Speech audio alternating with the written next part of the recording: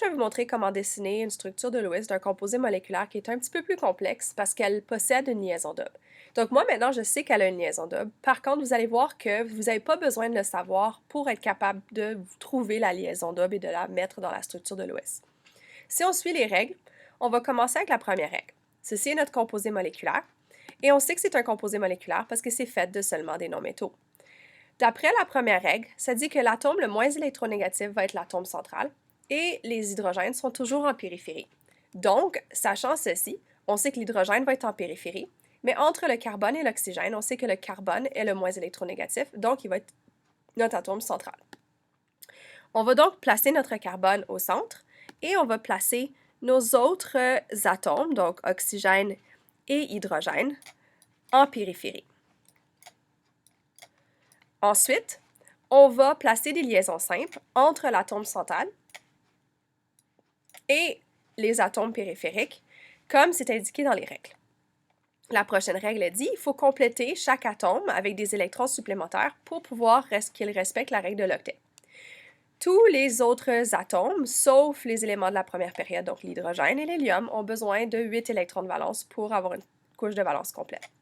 Si on regarde ici, on a 2 hydrogènes, et eux, ils ont une couche de valence complète avec cette liaison covalente, parce qu'ils partagent un électron et leur électron à eux, pour un total de 2 électrons de valence. Donc, l'hydrogène est complet, cet hydrogène est complet. Par contre, l'oxygène, lui, en ce moment, avec la liaison simple, il ne fait qu'avoir 2 électrons, et donc il a besoin d'en avoir 6 autres pour avoir 8 électrons de valence. Donc là, je place mes 6 autres électrons en mettant des doublets, donc des paquets de 2. Donc, si on regarde l'atome d'oxygène en ce moment, il a 2 électrons partagés et 6 électrons qui sont ses électrons à lui. Donc, on a 2, 4, 6, 8 électrons qui entourent l'oxygène et qui font qu'il a une couche de valence complète. Si on regarde le carbone, en ce moment, avec les liaisons qu'il fait, a seulement 6 électrons de valence. 2, 4, 6. Il a donc besoin de 2 électrons supplémentaires qui ne sont pas partagés pour respecter la règle de l'octet et avoir 8 électrons de valence. Donc 2, 4, 6, 8 électrons. En ce moment, notre molécule respecte la plupart des règles. Par contre, ce n'est pas encore terminé. On doit ensuite aller compter le nombre d'électrons que devrait avoir notre structure. Puis ça, on se sert de la formule. On sait que chaque carbone a 4 électrons de valence et contribue 4 électrons de valence à la structure de Lewis. On sait qu'on a 2 hydrogènes et que chaque hydrogène contribue 1 électron de valence et qu'on a un oxygène qui, lui, va contribuer 6 électrons de valence. Ça va donner un total de 12 électrons de valence. Donc, ta structure devrait avoir 12 électrons de valence. Là, il faut confirmer. J'en ai 2, 4, 6, 8, 10, 12, 14. J'ai trop d'électrons de valence. J'ai pas 12. J'en ai 2 de trop dans ma structure que je ne devrais pas avoir. Dans ce scénario-là, qu'est-ce qu'il faut faire? Il faut aller effacer nos électrons qu'on a ajoutés.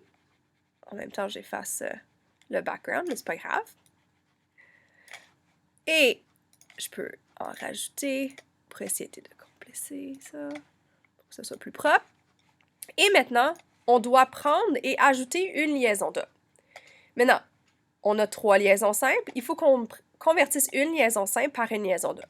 On ne peut pas ajouter une liaison double ici, parce que ça va faire que l'hydrogène va avoir trop d'électrons de valence. Il y a un maximum de 2. Il est déjà complet.